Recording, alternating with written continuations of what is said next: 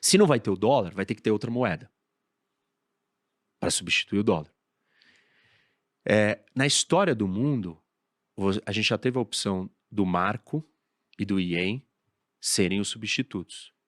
Nos anos 60, 50, 70. O Japão e a Alemanha não escolheram ser a moeda de reserva. Por quê? Se você for a moeda de reserva, você perde o controle da sua balança capital. Você perde o controle do fluxo de dinheiro. De vários elementos da sua economia monetária, você não tem mais controle. Porque você é o fornecedor de dinheiro para o mundo inteiro. Então não tem como. E assim, então a pergunta agora é, a China quer ser a moeda de reserva do mundo? A resposta óbvia, não. Ah, mas ela não está falando, ela não está fazendo. Retórica, estruturalmente ela sabe que ela não pode ser a moeda de reserva. Ela vai ter que abrir o seu mercado de capitais. Todo mundo vai ter que colocar e tirar dinheiro de um tamanho, numa liquidez que ela não tem, ela não quer, e ela não quer dar autoridade para o mercado financeiro dela ser aberto desse jeito. Ela está liberalizando um pouco? Tá, mas o Xi Jinping também voltou e ele está controlando mais as coisas. Então, assim, então o substituto pode ser as criptomoedas? Não, não pode. Porque por trás do conceito da criptomoeda tem uma noção de uma sociedade libertária no sentido máximo, que seria o quê? Eu não preciso de estruturas governamentais. E aí eu discordo, porque eu acredito numa sociedade com um governo menor, mas sem governo nenhum, eu não acredito. A crise de 2008 foi falta de regulamentação em certos setores que ninguém tinha visto, com novos produtos financeiros que ninguém tinha imaginado, e se aquilo não é regulamentado, as pessoas perdem a linha. Então você precisa ter um governo, você precisa ter um garantidor, um emissor de última instância que vai proteger a validade daquele dinheiro. E a criptomoeda, né, o Bitcoin, não tem isso. E achar que nós vamos viver num mundo que não vai ter isso é romper e destruir aquela ideia da nação. Se a maior fonte produtiva que nós já criamos no mundo é a nação, desculpa, não existe sentimento de humanidade. Óbvio, se amanhã pousar uma nave alienígena na Terra, Freud já falou sobre isso, parte um pouco do que nós somos diz o que nós não somos. Nós não temos referência externa com outros seres. Se pousarem alienígenas na Terra, a identidade humana vai passar a ganhar força.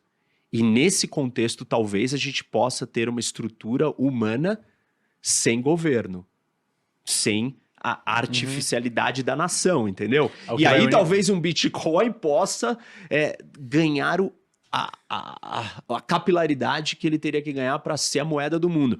Eu não estou dizendo que o Bitcoin não pode ser um tipo de investimento ou ele não possa ter um espaço no mundo, mas ele ocupar o espaço da moeda de reserva, não dá, porque você não tem um garantidor de última instância. A gente só tem guerra porque a gente tem anarquia na esfera internacional. E mesmo na esfera doméstica, com o Estado de Direito, a gente está falando em guerra civil dentro dos Estados Unidos.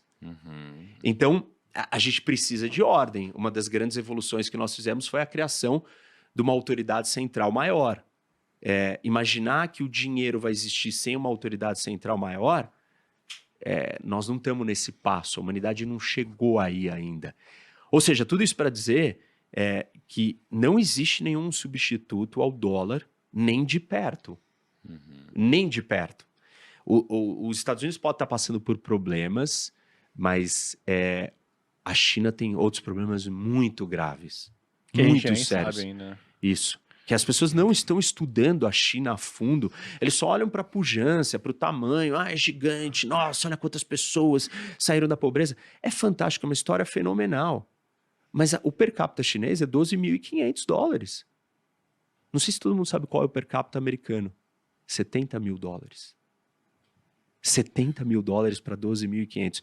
Eu acabei de falar em termos de PIB real, tipo, a China com essa população gigante talvez vai, se chegar a alcançar os Estados Unidos, vai ser em 2060. Se chegar até lá, todos esses obstáculos que eu citei precisam acontecer. A China precisa mudar, transformar o seu modelo econômico. E, assim, isso não é um feito pequeno num país daquele tamanho, sem as estruturas aonde que você pode potencializar esse volume de gente, entendeu? Só simplesmente dizer para as pessoas vai para cá e vai para lá, não dá. E assim, nós temos um outro desafio, sei lá como a gente está de tempo, mas que eu acho que vale mencionar, que é a história da inteligência artificial. Assim, temos muitas coisas para falar. Esse é um tema muito interessante também. Esse tema eu acho que ele é um dos marcos aí Não, de então, quem vai... Vamos falar então. Eu só acho que é interessante. Pensa de uma forma mais simples, Kaique. Pensa que você pode captar dinheiro do mercado a taxa de juros zero. Imagina, você chega e fala assim, Lucão, empresta dinheiro? Aliás, o contrário. Ele fala assim, olha, eu vou te dar dinheiro aqui, Kaique. Aí você fala, tá bom, mas quanto que eu vou ter que te pagar por esse dinheiro?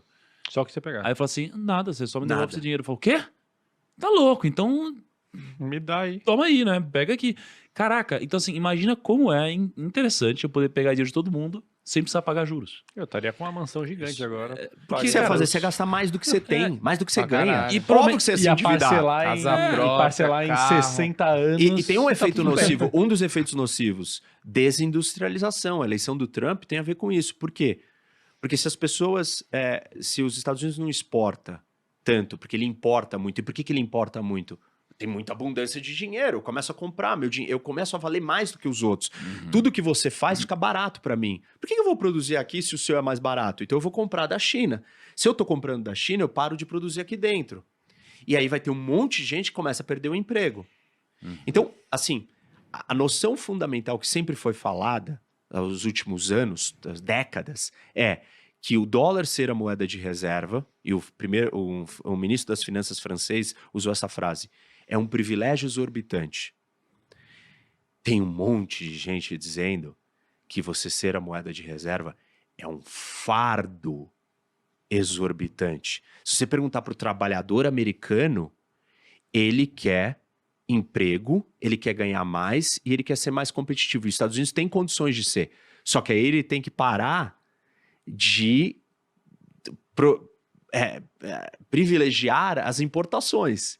E aí ele tem que ter uma moeda que vai oscilar, mais fraca.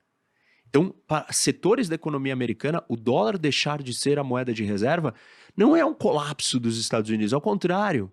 É um grande sucesso econômico. Se você perguntar para Wall Street, que vai pegar dinheiro de graça barato, óbvio que o Wall Street prefere que o dólar continue sendo. Se você perguntar para o Pentágono, óbvio que ele prefere. Por quê?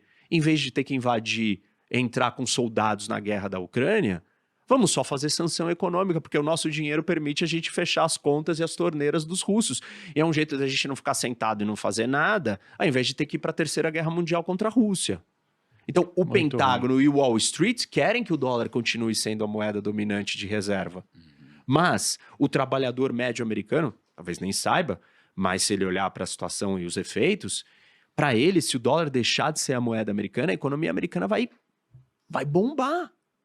Vai crescer muito. Então, a gente tem que tomar cuidado com essas coisas, né? O dólar ser a moeda de reserva traz vantagens para os Estados Unidos, muitas. Mas traz várias desvantagens.